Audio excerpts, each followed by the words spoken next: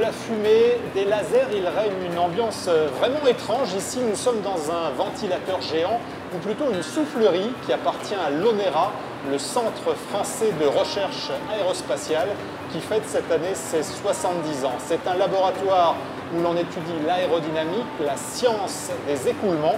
Et pendant 26 minutes, je vous propose une balade dans ce mystérieux temple des courants d'air. Allez, bon vent pour ce carnet de vol spécial ONERA. Attention, ça va décoiffer.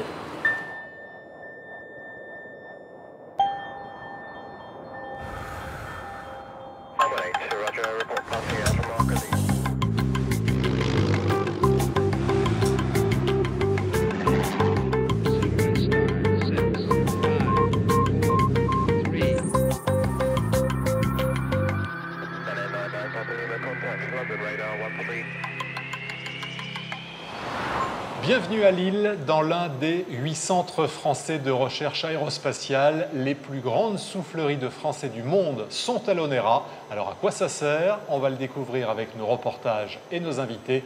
Tout de suite, le sommaire. Sur le site de Modane en Savoie, les avions les plus prestigieux ont été testés, de la Caravelle au Rafale.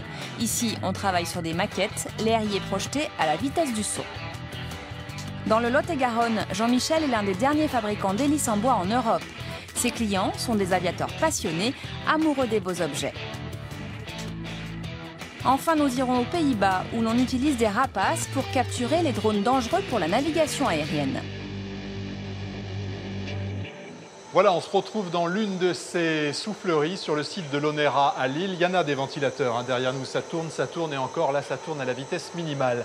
Bruno Mialon, bonjour. Vous êtes directeur du rayonnement nord de l'ONERA, ici à Lille. Alors, quelle est cette infrastructure? C'est l'une de vos souffleries? Alors, c'est effectivement l'une de nos souffleries de recherche. La soufflerie, c'est l'instrument de l'aérodynamicien. C'est là où on étudie les effets du vent sur des objets. On a bien entendu des objets aériens, des avions, des fusées, des missiles. Des bateaux aussi. Mais également des bateaux. Pour cela, on utilise un rayon laser qui déploie un faisceau afin de créer un plan de lumière extrêmement fin. Puis, grâce à un jet de fumée, une coupe transversale de l'écoulement du vent est mise en évidence et permet ainsi d'observer les turbulences. Les données recueillies grâce à des capteurs permettront d'améliorer les performances aérodynamiques des bâtiments testés dans les pires conditions météo.